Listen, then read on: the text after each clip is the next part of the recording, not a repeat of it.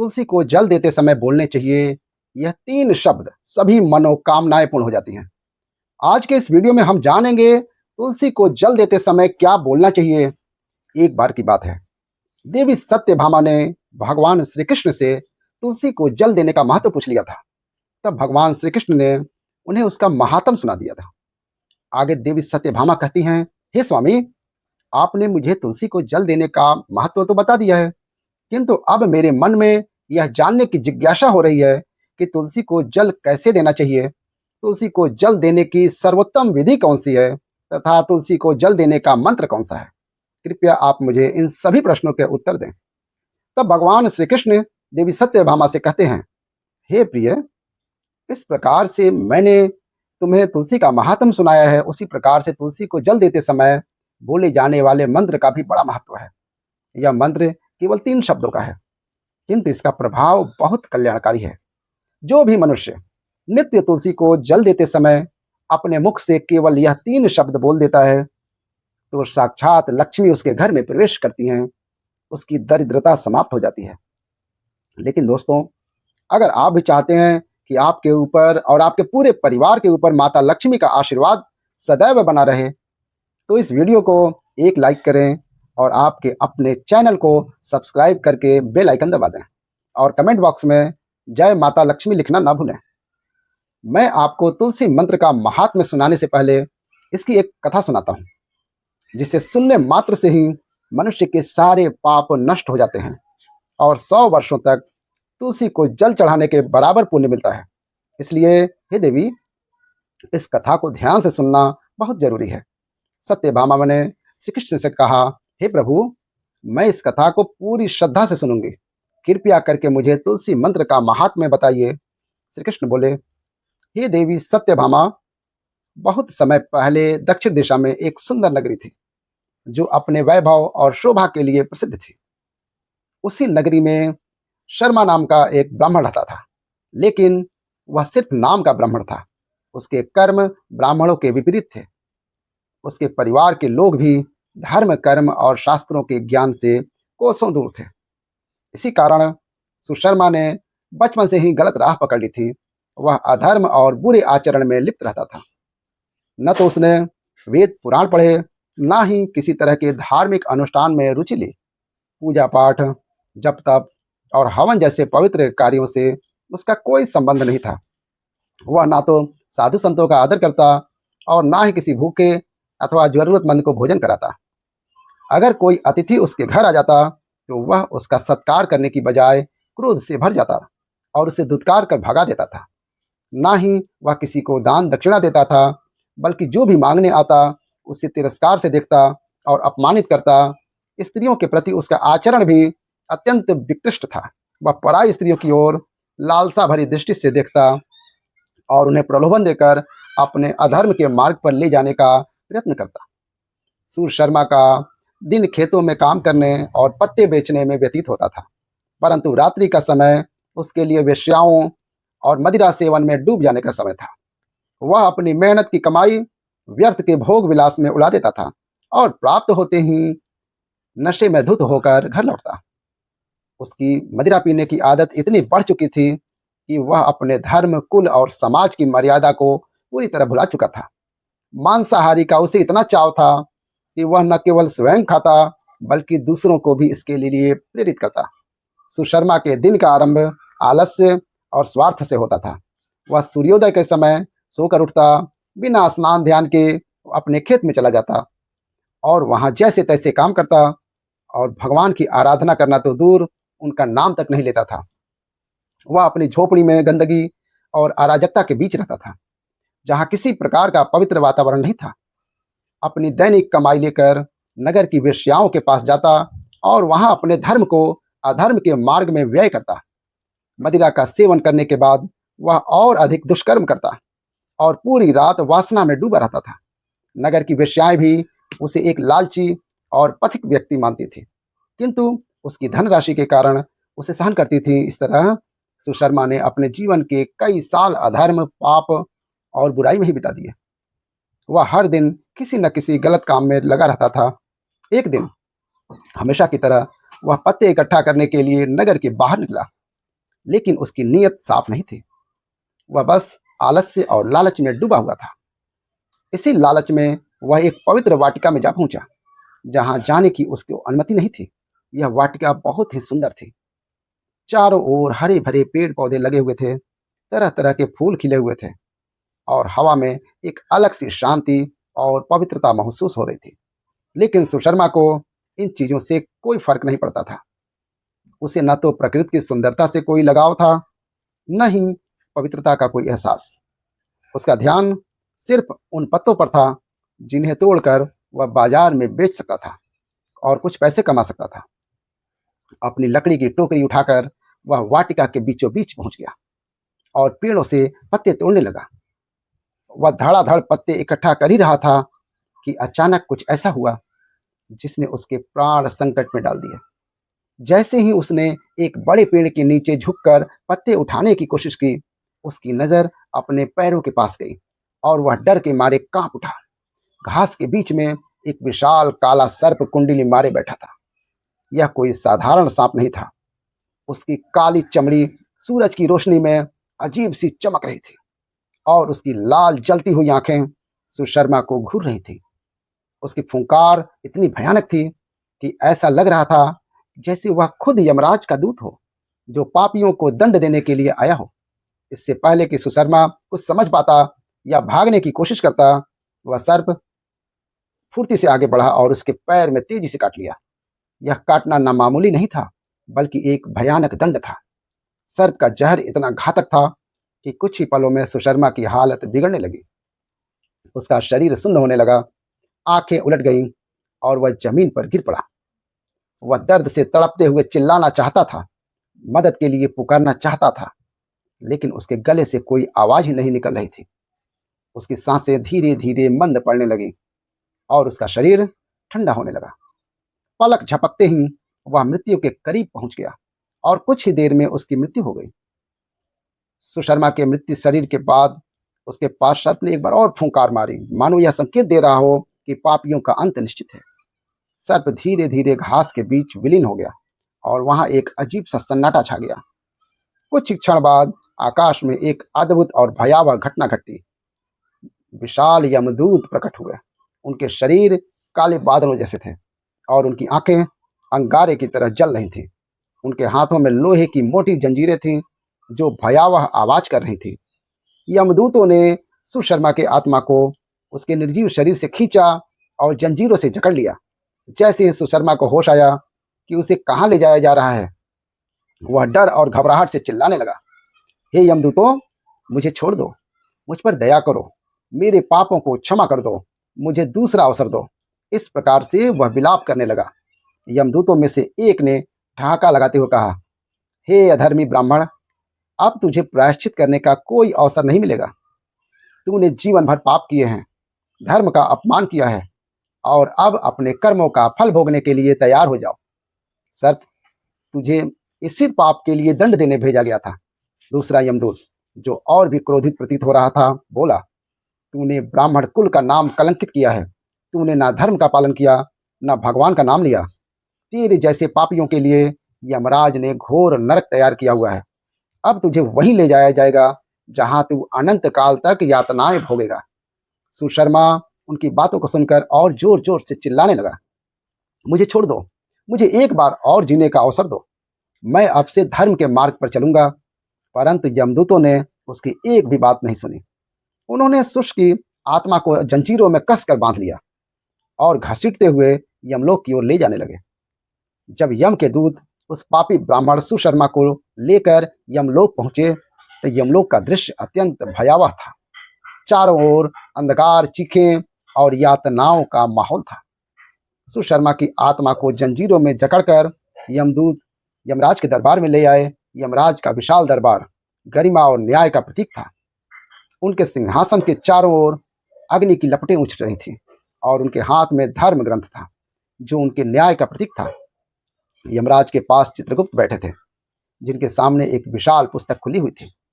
यह पुस्तक वह थी जिसमें प्रत्येक जीव के जन्म से लेकर मृत्यु तक का लेखा जोखा लिखा जाता था। जैसे ही यमदूतों ने सुशर्मा को उनके सामने लाकर खड़ा किया, चित्रगुप्त ने अपनी पुस्तक की ओर देखा। चित्रगुप्त बोले, हे धर्मराज, यह ब्राह्मण मात्र नाम का ब्राह्मण है। इसने बचपन से लेकर मृत्यु तक कोई भी पुण्य कार्य नहीं किया है। इसके जीवन में केवल पाप और अधर्म का समावेश रहा। यह न केवल धर्म का पालन करने में असमर्थ था, बल्कि दूसरों के लिए भी बाधा बना था, और कुछ ही देर में उसकी मृत्यु हो गई। शुष्क के मृत शरीर के पास सर्प ने एक बार और फुंकार मारी, मानो यह संकेत दे रहा था कि पापियों का अंत निश्चित है।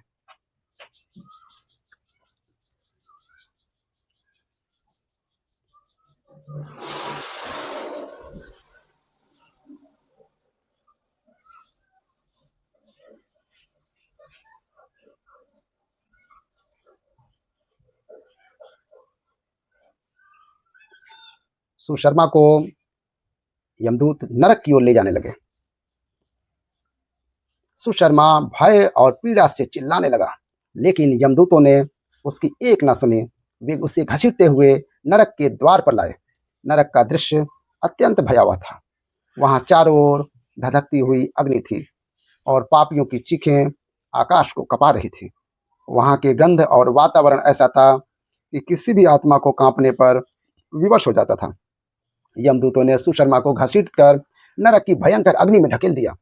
जैसे ही सुशर्मा की आत्मा अग्नि में गिरी, वह भयानक पीड़ा से चिल्लाने लगी। नरक के दंड अत्यंत कठोर थे।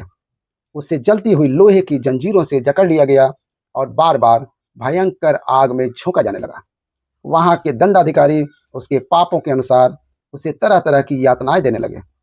कभी उसे तीखे कांटों पर चलाया गया, कभी उसे उबलते हुए तेल की कड़ाही में डाल दिया जाता। वह हर क्षण असहनीय पीड़ा से गुजर रहा था। वर्षों तक उसकी आत्मा नरक में इन भयावह यातनाओं को सहती रही।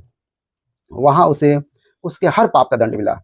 उसने हर पल अपनी गलतियों पर पछतावा किया, लेकिन अब पश्चाताप का कोई फायदा नहीं था। जब उसके सभी पापों का प्रायश्चित पूरा हो गया, तो उसे अगले जन्म के लिए तैयार किया गया। यमराज ने चित्रगुप्त को आदेश दिया, इस पापी को पशु योनि में भेजा जाए। इसे एक बैल के रूप में जन्म मिलेगा, जहां यह अपने कर्मों का फल भोगेगा। इसका जीवन दुख और पीड़ा से भरा होगा। यह कठोर श्रम करेगा, लेकिन इसके हिस्से में सुख बहुत कम आएगा। अपने अगले जन्म में भी यह अपने पापों का प्रायश्चित करता रहेगा। इस तरह नरक की यातनाएं भोगने के बाद सुशर्मा की आत्मा को बैल के शरीर में पुनर्जन्म के लिए भेज दिया गया। लेकिन इस जन्म में भी उसके कष्ट कम नहीं हुए। वह बैल के रूप में जन्म लेकर दिन रात भारी बोझ उठाने में लगा रहा। उसका मालिक उसे सुबह से लेकर रात तक कठोर श्रम करवाता, लेकिन खाने के लिए उसे बहुत ही कम भोजन मिलता। हर दिन वह अपनी किस्मत पर रोता, लेकिन अब कोई रास्ता नहीं था। पिछले जन्म के पापों का फल उसे भोगना ही था। उसका पूरा जीवन दुख, कष्ट और कठिनाइयों से भरा रहा। समय के साथ उस बैल की शक्ति क्षीण होने लगी। जब वह पहले मालिक के लिए उपयोगी नहीं रहा, तो उसने उसे एक लंगड़े आदमी को बेच दिया। लंगड़ा आदमी भी कम निर्दयी नहीं था। उसने उस दुर्बल बैल को बोझ उठाने के लिए उपयोग करना शुरू कर दिया। वह उसकी पीठ पर बैठकर इधर उधर घूमा करता और बैल को उबड़ खाबड़ रास्तों पर चलने को मजबूर करता। वह बैल, जिसने पिछले मालिक के अत्याचार सहे थे, अब इस नए मालिक के अधीन और भी कष्ट भोगने लगा। 8 वर्षों तक उस बैल ने बिना शिकायत अपने लंगड़े मालिक का बोझ ढोया, चाहे वह कितनी भी थका हो क्यों न हो। फिर एक दिन लंगड़ा आदमी बैल की पीठ पर बैठकर एक ऊंचे पर्वत पर चढ़ने का प्रयास करने लगा। यह पर्वत सीधा और कठिन रास्तों से भरा था। बैल की कमजोर टांगें और दुर्बल शरीर इस काम के लिए उपयुक्त नहीं थे, लेकिन उसे अपने स्वामी की आज्ञा माननी पड़ी। जैसे जैसे वह चढ़ाई करता गया, उसकी सांसें तेज होने लगी। उसकी आंखों के सामने अंधेरा छाने लगा और उसके पैर लड़खड़ाने लगे। बहुत देर तक चढ़ने के बाद जब बैल की सारी शक्ति समाप्त हो गई, तो वह अचानक जोर से मूर्छित होकर जमीन पर गिर पड़ा। उसकी सांसें धीमी पड़ने लगी और वह अपनी अंतिम घड़ियां गिनने लगा। इस दृश्य को देखकर वहां खड़े कुछ लोग पास आ गए। वे बैल की दुर्दशा देखकर द्रवित हो गए। उनमें से कुछ ने बैल के मुख में पानी डालने का प्रयास किया, ताकि वह थोड़ा राहत महसूस कर सके। उन्हीं लोगों के बीच एक पुण्य आत्मा व्यक्ति था।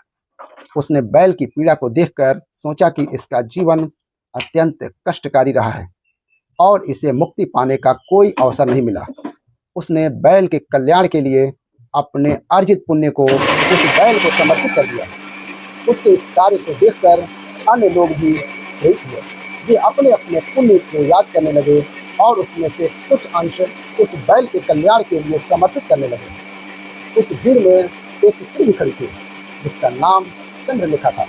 चंद्रलेखा एक वेश्या थी, लेकिन उसके हृदय में दया और करुणा का भाव था। जब उसने देखा कि सभी लोग अपने पुण्य इस निरीह प्राणी को दे रहे हैं, तो उसने भी अपने जीवन के पुण्य को उस बैल के लिए समर्पित करने का निश्चय किया। चंद्रलेखा ने हाथ जोड़कर कहा, हे भगवान, मैंने अपने जीवन में अनगिनत पाप किए होंगे, लेकिन मेरे द्वारा किया गया जो भी थोड़ा सा पुण्य है वह मैं इस बैल को अर्पित करती हूँ। कृपा कर इसे इस कष्टमय जीवन से मुक्ति प्रदान करें। फिर सभी लोग वहां से चले गए। जब उस बैल की अंतिम सांसें थम गईं, तो वहां एक अद्भुत दृश्य प्रकट हुआ। अचानक यमलोक के दूत वहां प्रकट हुए। उनके विशाल काले शरीर, जलती हुई लाल आंखें और उनके हाथ में चमचमाती हुई जंजीरें थीं। उन्होंने बैल के निर्जीव शरीर से उस ब्राह्मण की आत्मा को बाहर निकाला। आत्मा अब अपने पिछले कर्मों के बंधन से जकड़ी हुई थी और भयभीत होकर यमदूतों के सामने कांप रही थी। यमदूतों ने आत्मा को जंजीरों में बांधा और उसे खींचते हुए यमलोक की ओर ले जाने लगे। यमदूतों ने उस आत्मा को यमराज के सामने खड़ा कर दिया। चित्रगुप्त ने अपनी पुस्तक से उस ब्राह्मण की समस्त जन्मों की सूची देखनी शुरू की। वे उसकी पाप जीवन गाथा पढ़ने लगे। चित्रगुप्त ने गंभीर स्वर में कहा, हे धर्मराज, इस ब्राह्मण ने अपने पिछले कई जन्मों में केवल पाप ही किए हैं। उसने अधर्म, चोरी, पराई स्त्रियों के साथ दुर्व्यवहार किया, मदिरापान और मांसाहारी जैसे अनेकों घोर पाप किए हैं। लेकिन जैसे ही चित्रगुप्त ने आगे का लेखा देखा, वे चौंक गए। उनका मुख आश्चर्य से भर गया।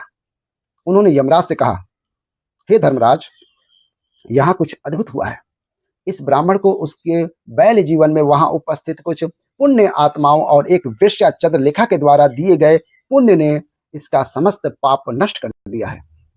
उस वेश्या का पुण्य इतना बड़ा था कि उसके सभी जन्मों के पाप धूल के समान समाप्त हो गया। यह सुनकर यमराज ने गंभीरता से कहा, चित्रगुप्त, यदि ऐसा है तो हमें इस आत्मा के प्रति न्याय करना होगा। फिर उन्होंने उस ब्राह्मण की ओर देखा और कठोर स्वर में बोले, हे ब्राह्मण, तुम्हारे पिछले सभी जन्मों में तुमने अधर्म और पाप का जीवन जिया है। तुम्हारे कर्म तुम्हें नरक की अग्नि में झोंकने के लिए पर्याप्त थे। लेकिन उस वेश्या चंद्रलेखा ने अपनी दया और करुणा से तुम्हारे लिए अपने अर्जित पुण्य का दान किया है। उसके इस महान कार्य के लिए तुम्हारे समस्त पापों को नष्ट कर दिया है। तुम पर उसका बहुत बड़ा उपकार है। यमराज ने आगे कहा, उस पुण्य के कारण अब तुम्हें नरक नहीं भेजा जाएगा।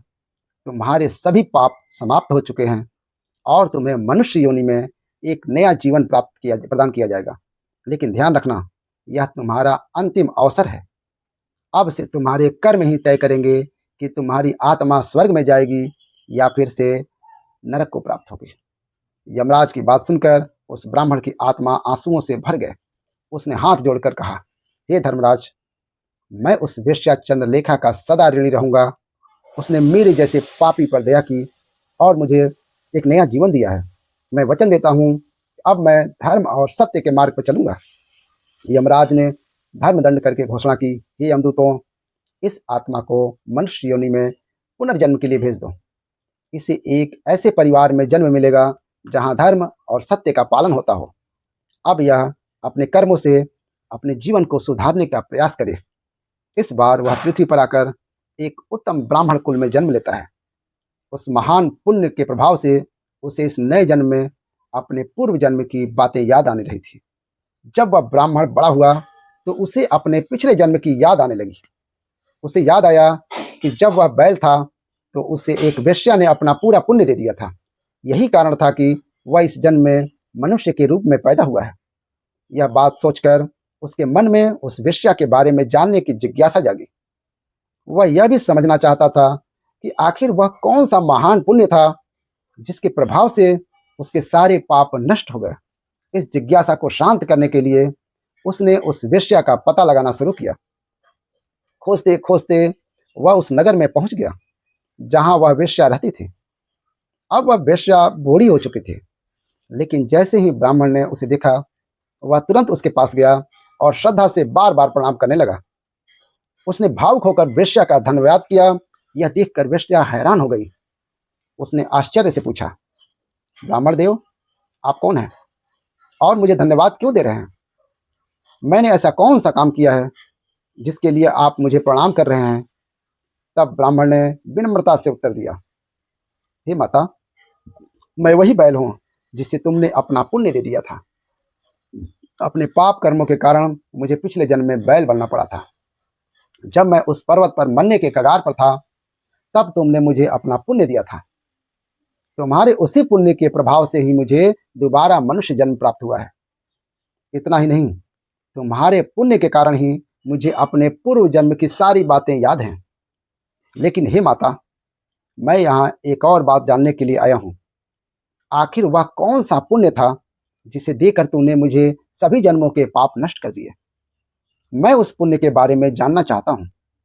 यह सुनकर वैश्या कुछ देर सोच में पड़ गई। फिर बोली, हे ब्राह्मण श्रेष्ठ, मैंने अपने जीवन में कभी कोई बड़ा पुण्य नहीं किया। मैं तो सदा पाप के रास्ते पर ही चली। लेकिन हाँ, मेरे घर में एक तोता था जो हमेशा पिंजड़े में बैठा कुछ बोलता रहता था, जिसे सुनकर मेरा अंतःकरण पवित्र हो गया है। उसी तोते के द्वारा बोले गए मंत्र का पुण्य मैंने तुम्हें दान में दिया था। वह वेश्या और वह ब्राह्मण उस तोते के पास जाते हैं और उससे पूछने लगते हैं, हे शुक, तुम कौन सा मंत्र बोलते रहते हो जिससे हमारे जीवन का उद्धार हुआ है? यह मंत्र तुम्हें किसने सिखाया और इस मंत्र का क्या अर्थ होता है? तब उस तोते ने अपने पूर्व जन्म का वृतांत सुनाना आरंभ कर दिया। वह तोता कहने लगा, हे ब्राह्मण श्रेष्ठ, पिछले जन्म में मैं एक ब्राह्मण था। मैं अपने ज्ञान के अहंकार में अंधा हो चुका था। मैंने कभी गुरुजनों का आदर नहीं किया, सदैव ही उनका अपमान किया।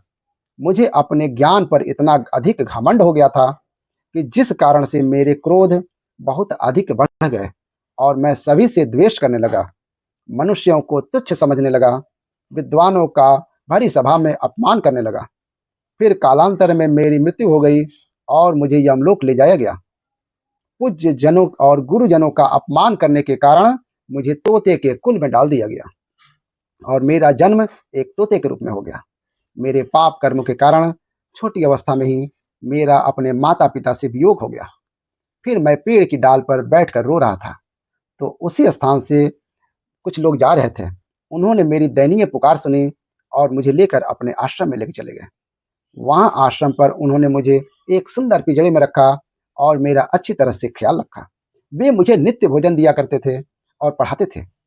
उस स्थान पर वे अर्षि मुनि, उनकी स्त्रियों और बालक सभी नित्य तुलसी के पौधे को जल देते थे और उसके सामने एक मंत्र का जाप करते थे। उन्हीं के मुख बार बार उस मंत्र को सुनकर मैंने उसे रट लिया और तभी से मैं उस मंत्र को जान गया हूँ और वही मंत्र मैं दिन रात बोलता हूँ।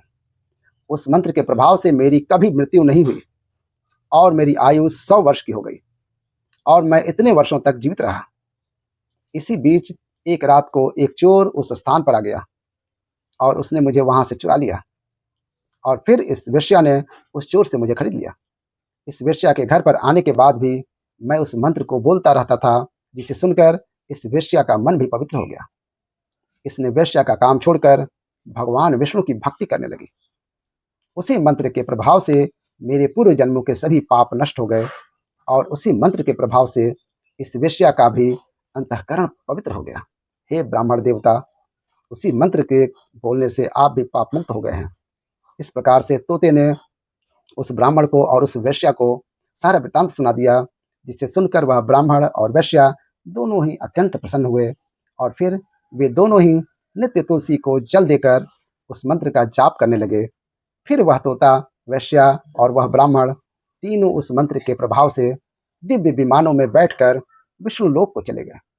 श्री कृष्ण कहते हैं, हे देवी सत्यभामा, देख, आपने केवल तुलसी के इस मंत्र के प्रभाव से उस तोते के, उस वेश्या के और उस ब्राह्मण के सभी पाप नष्ट हो गए हैं। इसीलिए प्रत्येक मनुष्य को रोज तुलसी को जल देते समय इस एक मंत्र का उच्चारण अवश्य करना चाहिए। हे देवी, वह मंत्र इस प्रकार है, तुलसी की पूजा करते समय ये मंत्र जरूर पढ़ना चाहिए। ओम शुभाद्राय नमः। श्री कृष्ण कहते हैं, जो भी स्त्री नित्य तुलसी के समक्ष इस मंत्र का उच्चारण करेगी वह सौभाग्यशाली होगी। जो भी पुरुष तुलसी के सामने इस मंत्र का उच्चारण करेगा उसे अक्षय धन की प्राप्ति होगी। घर के सामने नित्य तुलसी की पूजा की जाएगी, उस घर में साक्षात लक्ष्मी का वास होगा। तुलसी का यह मंत्र यह समस्त फलों को प्रदान करने वाला है। अतः जो भी तुलसी के सामने इस मंत्र का उच्चारण करेगा उसे संपूर्ण सिद्धियां प्राप्त होंगी। स्त्रियों को सदैव ही स्नान करके अपने बाल बांधकर मांग में सिंदूर भरकर नित्य तुलसी को जल देना चाहिए और इस मंत्र का उच्चारण करना चाहिए। रोज तुलसी के पौधे की परिक्रमा करनी चाहिए, इससे सभी दोष नष्ट हो जाते हैं। नित्य शाम के समय तुलसी के पास दीपक जलाना चाहिए और तुलसी के पास बैठकर भगवान विष्णु की आराधना करनी चाहिए। तुलसी के पास दीपक जलाने से मनुष्य को धन धान्य की प्राप्ति होती है। हजारों अमृत घरों से नहलाने पर भी श्री हरि को उतनी तृप्ति नहीं होती है। श्री कृष्ण कहते हैं, जितना पुण्य मनुष्य को तुलसी का एक पत्ता चढ़ाने से मिलता है उतना ही पुण्य 10,000 गायों के दान करने से प्राप्त होता है। जो व्यक्ति मृत्यु के समय अपने मुख में तुलसी पत्र या तुलसी जल ग्रहण करता है वह अपने सभी पापों से मुक्त होकर सीधे श्री कृष्ण के धाम चला जाता है। लेकिन तुलसी पत्र तोड़ने के भी कुछ नियम होते हैं। पूर्णिमा, अमावस्या, द्वादशी और सूर्य संक्रांति के दिन, साथ ही मध्याह्न, रात्रि और अशौच अशुद्धता के समय अगर कोई व्यक्ति तेल लगाकर बिना स्नान किए, बिना हाथ पैर धोए या रात के पहने हुए कपड़ों में तुलसी पत्र तोड़ता है तो यह एक बहुत बड़ा पाप माना जाता है। श्राद्ध, व्रत, दान, प्रतिष्ठा और देव पूजा के लिए तोड़े गए तुलसी पत्र अगर बासी भी हो जाएं तो भी वे 3 रात्रि तक पवित्र माने जाते हैं। तुलसी का पत्ता कभी अकेले नहीं तोड़ना चाहिए, बल्कि पत्तियों के साथ उसकी शाखा का अग्रभाग, ऊपरी हिस्सा तोड़ना चाहिए। ऐसा करने से पूजा का फल लाख गुना बढ़ जाता है। इसके अलावा तुलसी के पत्ते कभी नाखून से नहीं तोड़ने चाहिए, क्योंकि यह अशुभ माना जाता है और इससे पाप लगता है। रात्रि के समय तुलसी के पौधे को ना तो छूना चाहिए और ना ही उसके पत्ते तोड़ने चाहिए, क्योंकि उस समय तुलसी निद्रा अवस्था में होती हैं। ऐसे में पत्ते तोड़ने से पुण्य के बजाय पाप लगता है। गुरुवार के दिन तुलसी के पौधे में थोड़ा सा कच्चा दूध चढ़ाना बहुत शुभ माना जाता है। दूध अर्पित करते समय ओम नमो भगवते वासुदेवाय मंत्र का जाप अवश्य करना चाहिए, उससे भगवान विष्णु की विशेष कृपा प्राप्त होती है। तुलसी के पौधे के पास शालिग्राम रखना बहुत शुभ माना जाता है। पूजा के समय शालिग्राम पर तिल चढ़ाना चाहिए, जिससे भगवान विष्णु की कृपा प्राप्त होती है। तुलसी और शालिग्राम की पूजा करते समय दूध में भीगी हुई हल्दी का तिलक अवश्य करें, यह पूजा को और अधिक फलदायी बना देता है। शालिग्राम पर तुलसी पत्र रखकर चंदन अर्पित करना भी बहुत महत्वपूर्ण है। इससे भगवान विष्णु अत्यंत प्रसन्न होते हैं और भक्तों को विशेष आशीर्वाद प्रदान करते हैं। लेकिन यदि कोई महिला मासिक धर्म में हो तो उसे तुलसी की पूजा नहीं करनी चाहिए। इस दौरान तुलसी के पौधे को छूना भी वर्जित माना जाता है। ऐसा करने से पाप लगता है और स्त्री के जीवन में कठिनाइयां बढ़ सकती हैं। इसलिए इन नियमों का पालन करना आवश्यक है। इस प्रकार भगवान श्री कृष्ण ने देवी सत्यभामा को तुलसी को जल अर्पित करने के मंत्र का महत्व बताया और समझाया कि तुलसी की पूजा से कितने अद्भुत लाभ मिलते हैं। हमारे प्रिय दर्शकों, यह तमाम जानकारी जन रुचि को ध्यान में रखते हुए दी जा रही है। ज्योतिष और धर्म के उपाय को अपनी आस्था और विश्वास पर आजमाएं। इस संदर्भ में हम किसी भी प्रकार का कोई दावा नहीं करते। अगर आपको यह जानकारी पसंद आई हो तो इस वीडियो को एक लाइक जरूर करें और कमेंट बॉक्स में सच्चे मन से और सच्चे हृदय से जय माता लक्ष्मी जरूर लिखें। जय श्री राम। हर हर महादेव।